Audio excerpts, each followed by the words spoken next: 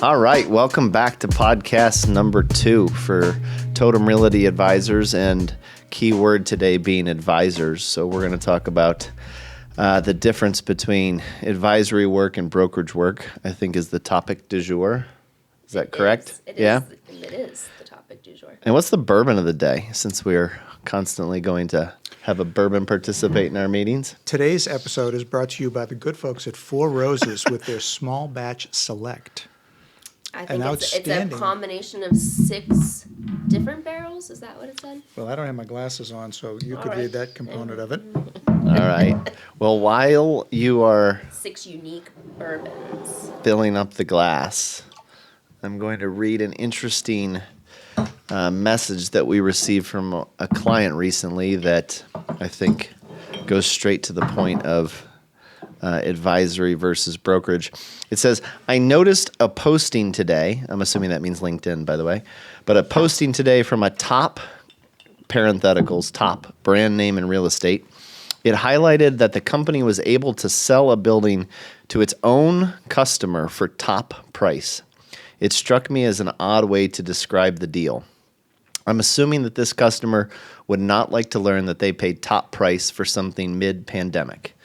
Though, since the customer is tagged in a post, maybe the customer's ego is fed by this kind of, I can pay top price for something, or maybe there was a bidding war. Either way, it's notable difference in how Totum thinks about its responsibility.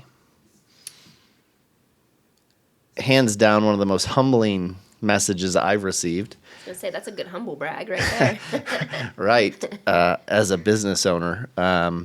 But fascinated to see what you guys think about that and how Totum has created that differentiation with our clients. I think 2 things that I'd love to dig into are, one, the word customer is used throughout this, which I think is fascinating, the difference between customer and a client. We talk about that all the time, that there's a substantial differentiation.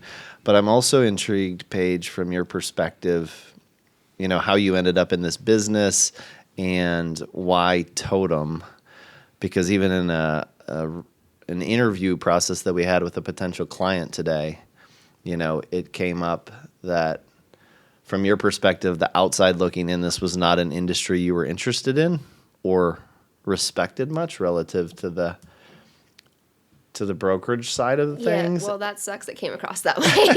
No, but that's interesting. not what I meant. And I mean, I think I even made a joke this morning after I said that and realized how it sounded that, you know, I hadn't had enough coffee and was still grumpy. But she's an early person. Don't get anybody wrong. Yeah. The whole team here, we all wake up real early. Oh, there's a slight.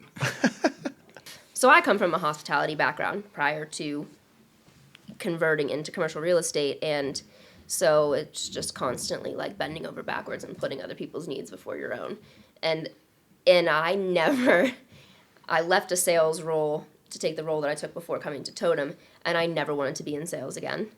And I don't see myself, like, I don't want to sell something to someone that they don't need, and I have a really hard time selling something that I don't also believe in. Everyone says in sales, you're only as good as your last quarter's numbers, or you're only as good as your last month's numbers. And that never resonated with me because I always felt like if you build the relationship and if you build up the trust, then the next sale is easier, even though it's still a sale. And the next sale is easier because you have that rapport and you have the trust. And it's like what you say with the turtle. It's like a longer process. Right. But those people, once they see the difference in the service you provide versus the service someone else may provide or the lack thereof, they will continually come back to you, and it will result in downstream consequences that are much more favorable. Well, it's the first part is between being an advocate or consultant is finding out what is it that the customer needs. And the salesman walks into a meeting and say, I have this and I have that. They're not listening to the most important person in the room, which is the customer or the client. And find out, I can't tell you what your solutions are unless you tell me what your problems are. Yeah. And kind of really research it and feel them out and find out what are you trying to accomplish here? There's a million ways of solving a problem, but are you solving the entirety of the problem? And that's the main difference I find with being an advocate and being a consultant and being an advisor, is that you are finding out everything that you can about the company globally as a whole. What is it that we're trying to solve here? What you're not doing is you're trying to plug in a solution for the first problem that you see that very often is not even remotely close to what they actually need. Yeah. And I think that too often in our industry, it's driven by product rather than problem. Well, and to circle back, I mean, I also think the typical employment model of our industry lends itself to that. Like if you're a 1099 employee and you don't collect a paycheck until you close a transaction, then you're incentivized very heavily to make things work that otherwise might not be the best solution for your client. And even if you are exclusively representing your client in this transaction, the overarching incentive for you as their broker, their agent, is to close the deal so that you can collect a paycheck. Right. So, and that was another thing, like, I would not be in this industry if not for Totum, because I knew at the stage of my life that I was in when I was looking to make the transition, I couldn't have taken on that risk. Sure.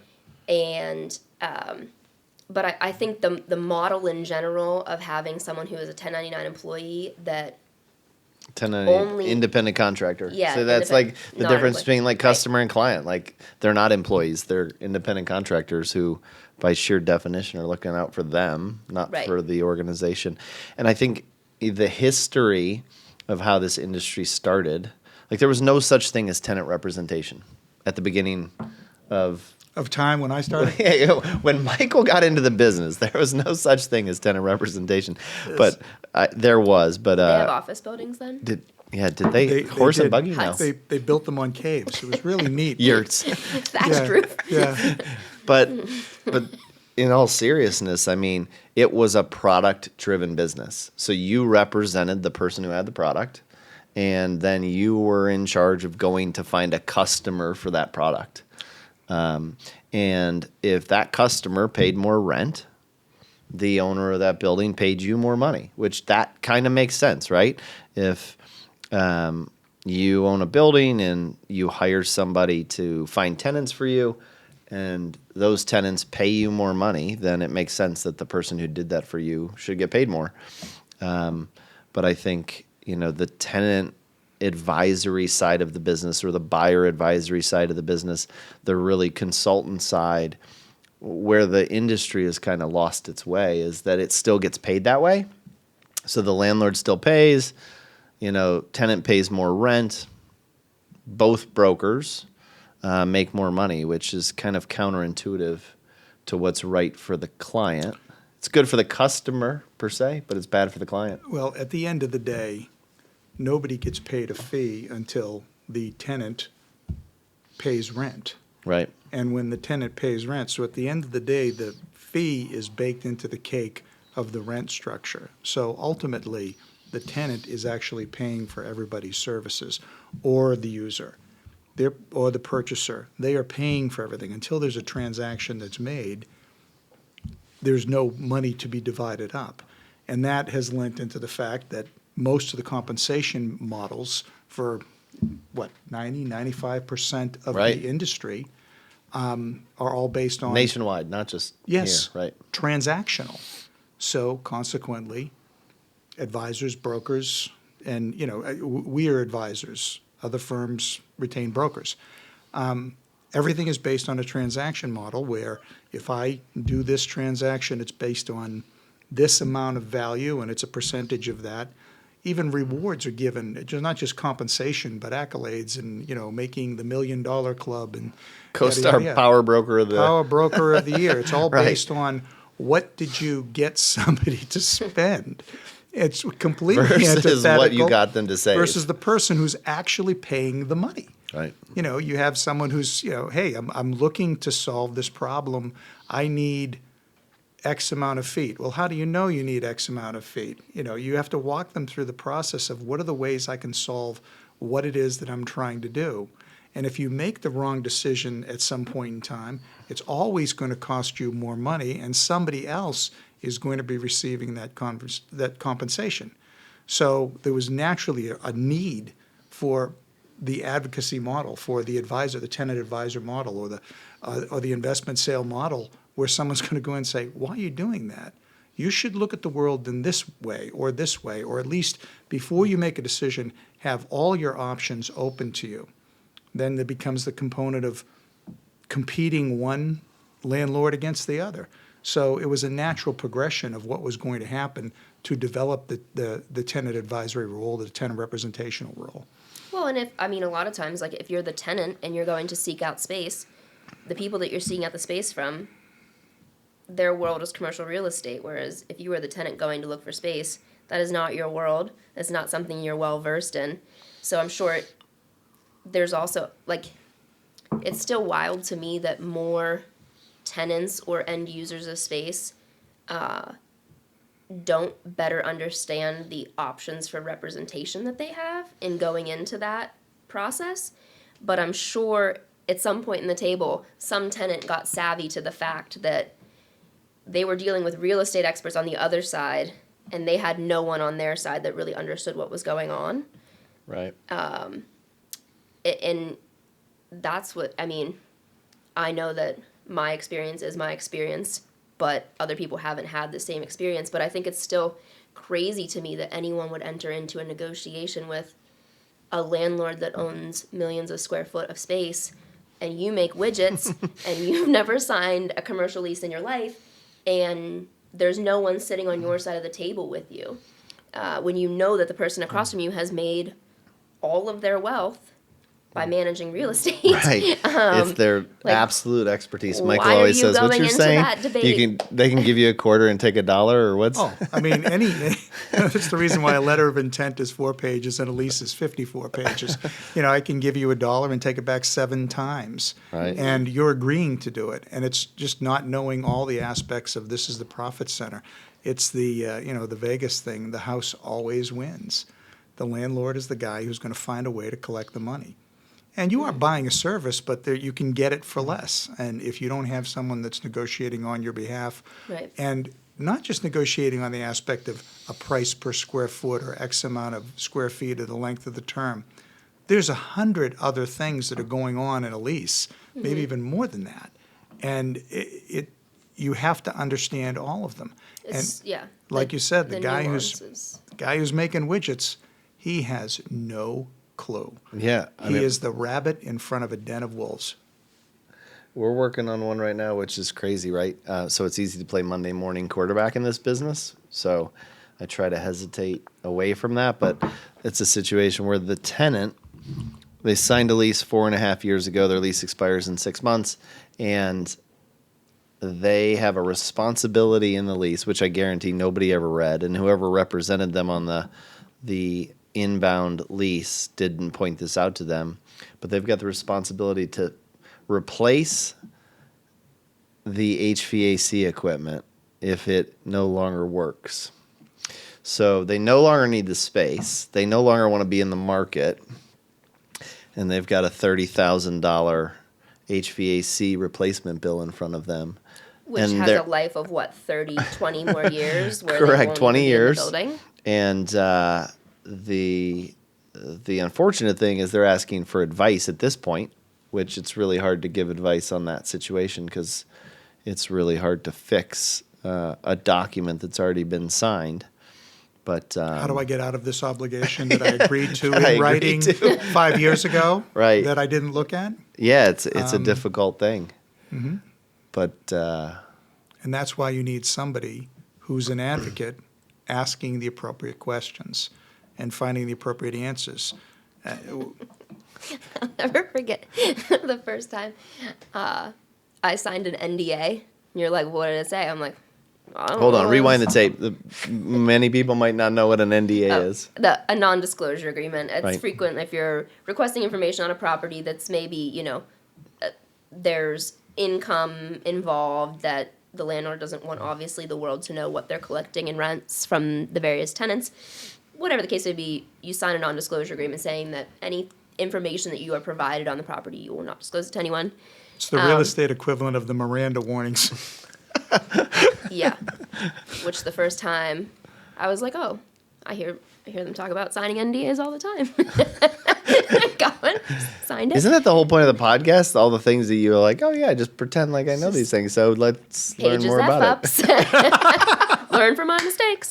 Yeah, I signed it, and I told Kevin I signed it. He was like, what did it say? Just NDA shit? The look I got, Paige. I will never sign another NDA or any document. I was going to say any document. Any document. Because even though it's just a little signature that most people can't even read whose name it is, it's binding. These things Binding. matter. Right. And it is wild to me, even though I literally just admitted that I did it, that like the things that people will sign their name on and think that it's not binding. I mean, just before Christmas, we had a deal that there was a purchase and sale agreement executed. It was days away from closing. There was no due diligence period. It was an as-is purchase, very quick turnaround time. And a day before closing, the buyer, we represented the sellers, they were our client. The buyer called me and was like, well, this is going to require XYZ, additional expense that I was not planning for. I went out.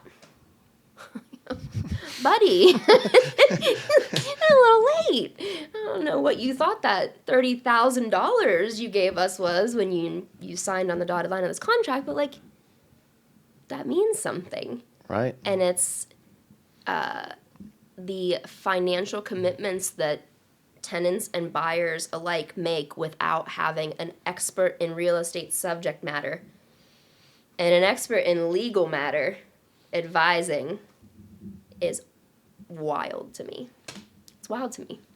And I think the part that is particularly the problem in our industry is that there very well could have been representation on one side that is providing brokerage services concerned with only a transaction and not advising their client and catching things like that. Yeah, It's unfortunate, but that's... Should we dig into dual agency? Oh boy, Jesus! I think that should be a podcast all in of itself. But the reality, You just topped off my bourbon. I figured we were. Oh, we want going ready in. for the rabbit hole is open. Well, I mean, you guys know my opinion. Dual agency doesn't exist. I know it exists by state law. Like Pennsylvania does recognize it. But how can you represent two people in the same conversation in the same transaction? It goes back to actually where we started the conversation. Like this post that our client saw, how do you represent two different people in the exact same transaction? Yeah, and I think I am very slowly reading an interesting book called Never Split the Difference. And it was written by Chris Voss. He was like a hostage negotiator. Oh, I need to read this.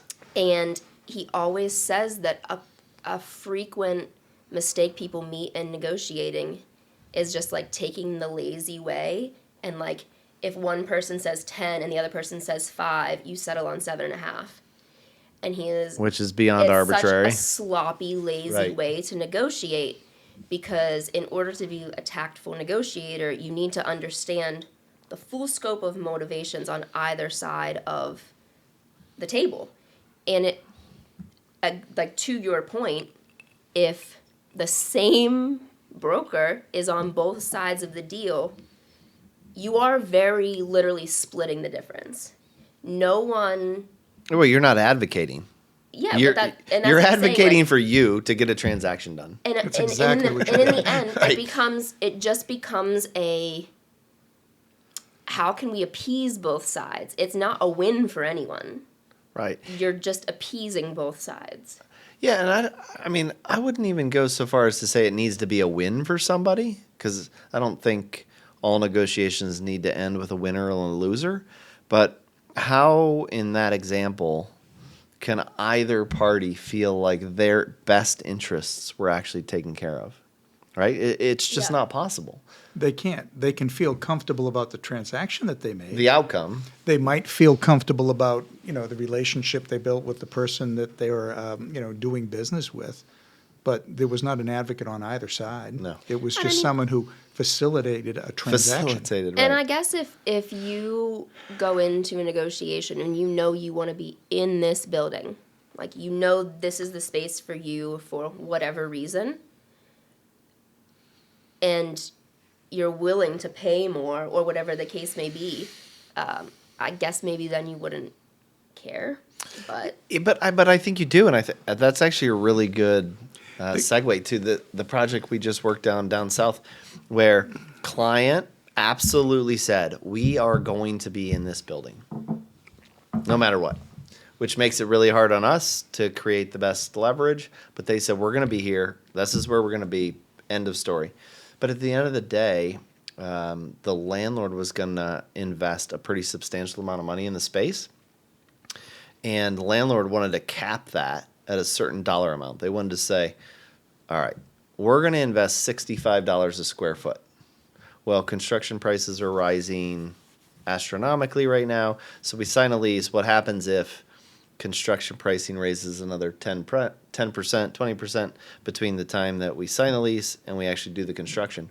So, from a win perspective, it didn't feel like a great win because we didn't get them the best rate.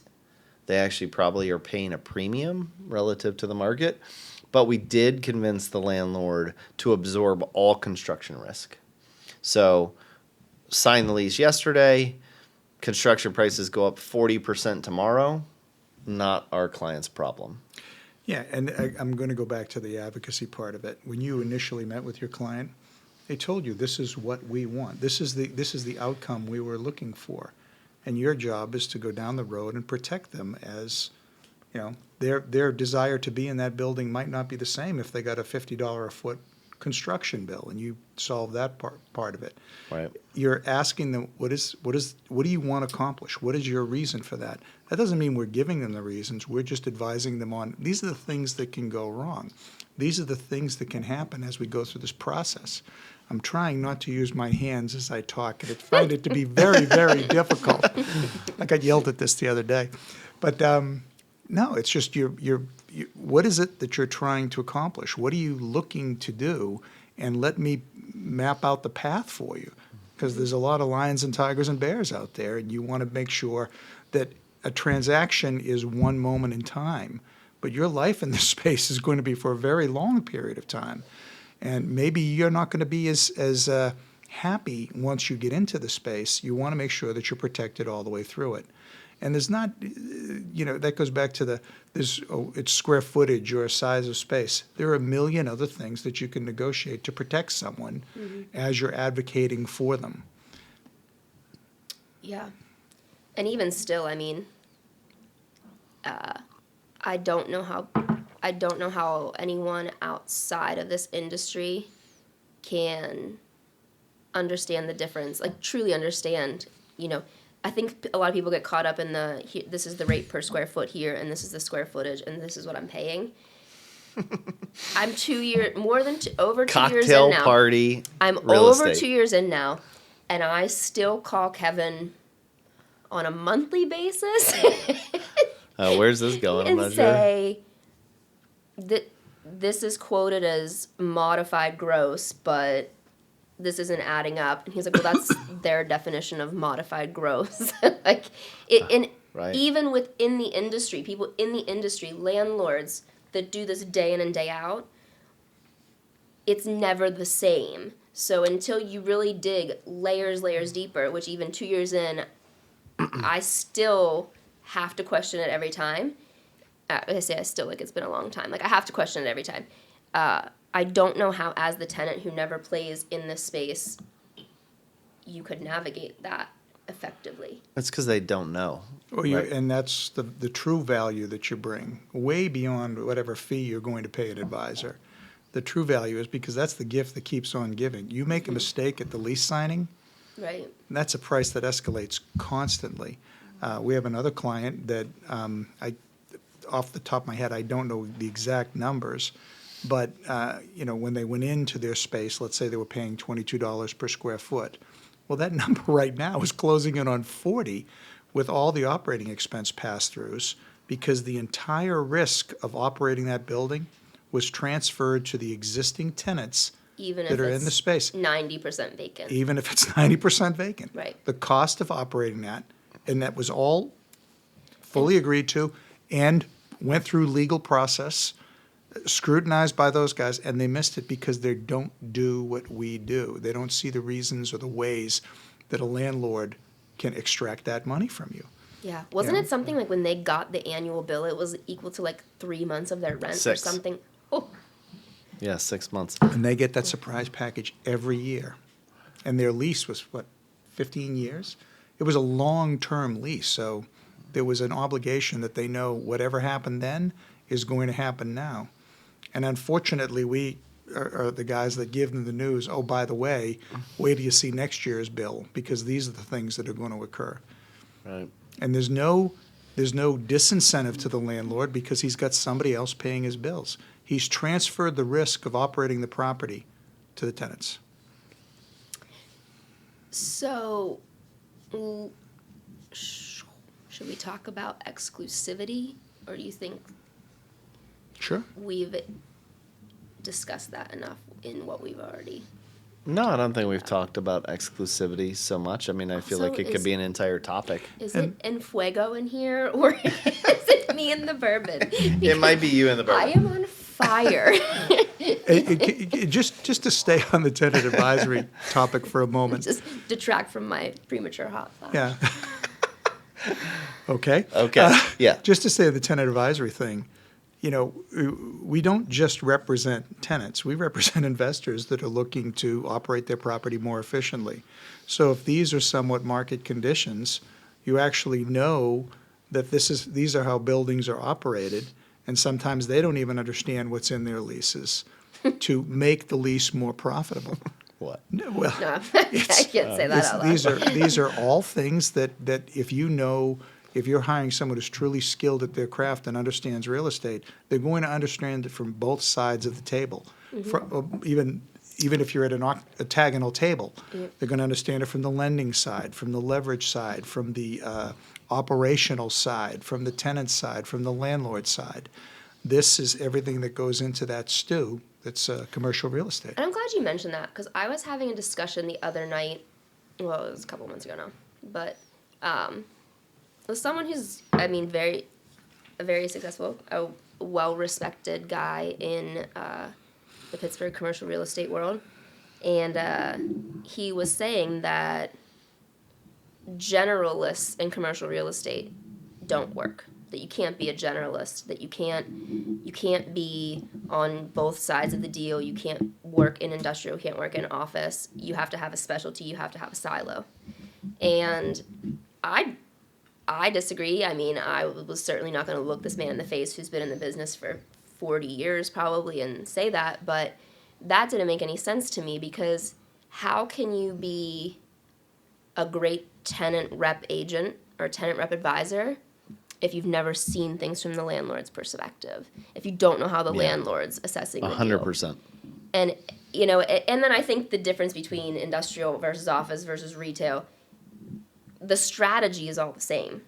The framework is all the same. Yep.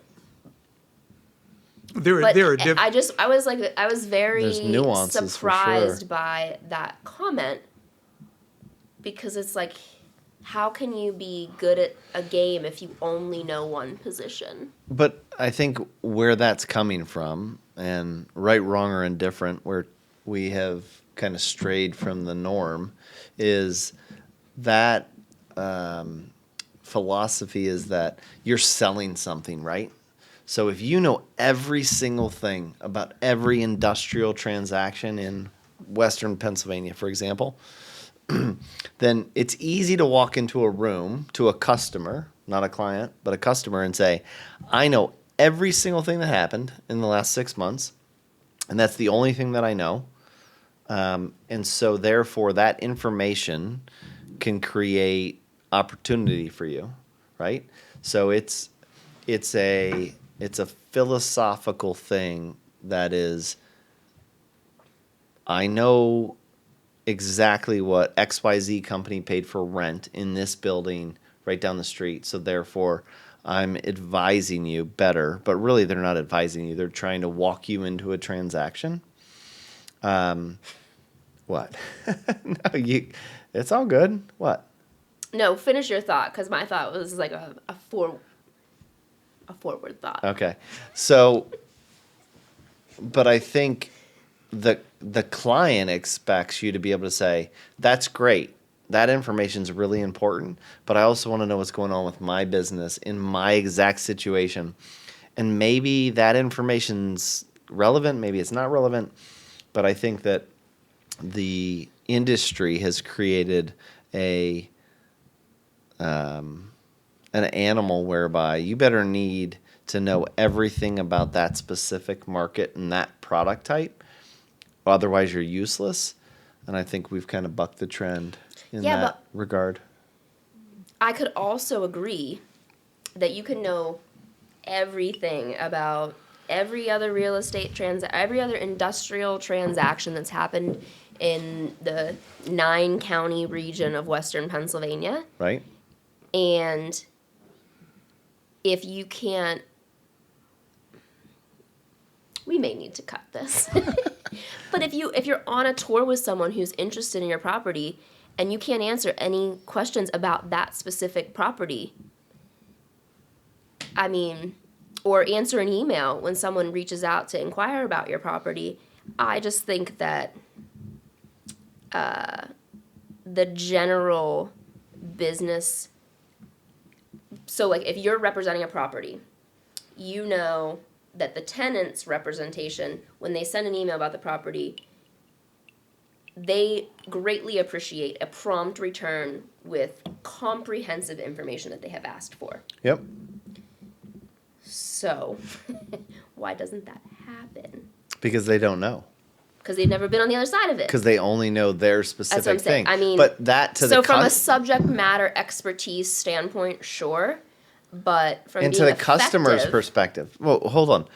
The customer who only knows like this much, if you give them like all these stats and all this information about that specific thing, they think you know everything. They think you're smart. So they sign on the dotted line, even though they have no idea what's really going on. Because he's only giving you the brushstrokes. Right. literally pulling a CoStar market report and regurgitating the information. Well, wherever he got the information, this kind of goes back to you would find that's someone who's typically working on the landlord side of the ball. And, it's what is everyone else getting? What is the market doing? I want to see every deal. Well, what you really want to do is you want to get the right transaction, the right tenant in your right building. Mm-hmm. If you know everything about high bay warehouse space, but the guy who comes up to you happens to be looking for refrigerated space, you're at a complete loss. You don't know is this something we should be chasing? Is this something we should be talking about? You can't answer the right questions or the questions specific to that one person. And I think that combine that then too with the aspirations and the needs of your client that you're representing their building. Like, are they willing to make those investments to transform a space in any way? Do they have something going on in their personal life that they just need out and quickly? Like, being a versatile enough professional to understand all of the factors at play in a transaction. Anyone can add up two numbers and divide by the numbers in the equation and find the middle ground. So understanding all of the factors at play and leveraging them, I think, is the more important skill set than complete and utter knowledge of everything office that's happening or everything industrial that's happening. It's a complete, well-rounded and thorough knowledge of your craft. Now, I mean, the guy who only works in you can work specifically in office real estate. There's guys that have made a living in Manhattan by simply understanding what's going on in one block. One block, Because literally. there's more real estate there than there is in all of Akron. Right. You know, so God, that it's, would be so boring. Oh my God. I'm so glad that's not my Not- life. no, but Our there's, life. Not you our know, they life. have you have the market knowledge and the market impact of what it is that you're doing, which is incredibly important to what we do. But then you have the principles of the practice. You have the principles to understand these are the elements of real estate, that these are the things that you can be concerned with that are more business related than they are market related. And I'm not trying to diminish the market at all, because the market moves every minute. You know, it's you talked about was it the one transaction you're working on in Texas? Was it Texas that you submitted an offer at the asking price? It got rejected. No, you submitted an offer above the asking price. No, we submitted below the asking price. Below the asking price. It got rejected. And responded to above the asking price within a 5-day period. Yeah, and the market went up that quickly. And wasn't it gone before you could even respond then? Yeah, and they didn't, they chose not to respond back to you. Right. Yeah, so, you know, there's moving targets, and that's the same kind, you know, the information that you convey to your clients, sometimes it's bad. Sometimes you really don't want to hear this, you know, specifically regarding the operating expenses or the HVAC expense, but that's understanding, knowing what it is that, you know, you did, and certainly don't make that same mistake again, but, you know, what are the ways, if any, to get out of it? I don't know how many calls we fielded, this would have been in April of 2020, to discuss force majeure clauses because of COVID. You know, it was, people started to look at their lease because, well, I have to Right. find something in it. You should review your lease annually, maybe even more than that. Oh my God, my biggest pet peeve. Yeah. I always tell people, review your lease every single year with your advisor, not your Not broker your landlord. or your landlord. But nobody does it because it just sits on a shelf. But, you know, who knows? There's a lot of moving parts to our industry. And I actually would disagree with the you have to be, you know, specific in the services that you provide. I think you have to be very skilled and understand and very knowledgeable about all aspects of real estate. Let's just say you're working for a private equity company. They have warehouses, they have retail spaces, they have office spaces. You really should have a good understanding of the absolute business acumen. And then the market stuff, that I don't want to minimize it, but that's probably the easiest thing to find. But understanding the true aspect of what it is that they want to accomplish and understanding real estate as it is throughout the country. Yeah. That's the Michael, I most think important that's the second thing we agree on The second thing? in life. All of life. Yeah, actually, I'm still trying to figure out what the first was, by the way. It might have been this bourbon. Yeah, what do you think about the bourbon? I like it. I think it's outstanding. I think it's okay. Oh, no, I like this. No, I think it's good. My This is first, very I think this was my first bourbon since the last podcast. Okay. I can't That's a say lie. that. That's a lie. That's probably not right. Yeah, That's a lie. yeah. But it's my first bourbon in a while. Yesterday. I can't say that either. It's been 2 hours. No, so it I also had a precursor beer, and so the bourbon hit a little harder on first sip.